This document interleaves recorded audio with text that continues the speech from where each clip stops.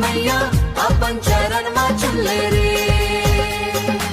जय जय बोलो सबो तू गूंजे गावले,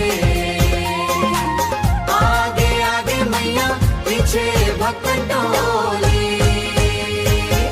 सिंह सवारी करे लाल चुनरिया ओढ़े, दर्शन देके मैया भाग जगा थे मोर रे।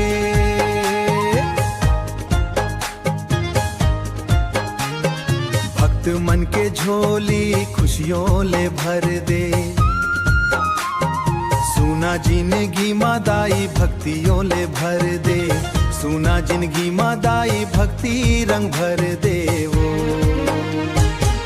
ओ माता रानी दाई मोरे अर्जी सुन ले, दुख पीराला मैया अपन चरण में चुन ले रे।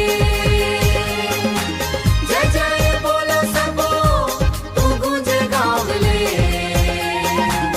आगे आगे मैया पीछे भक्तन टोले।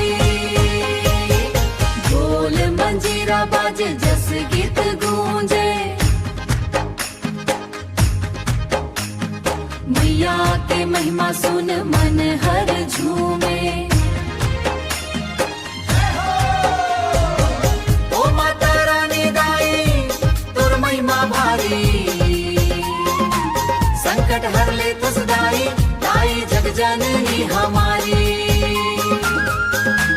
जय माता दी बोले सारा ये संसार, मोर मैया के चमके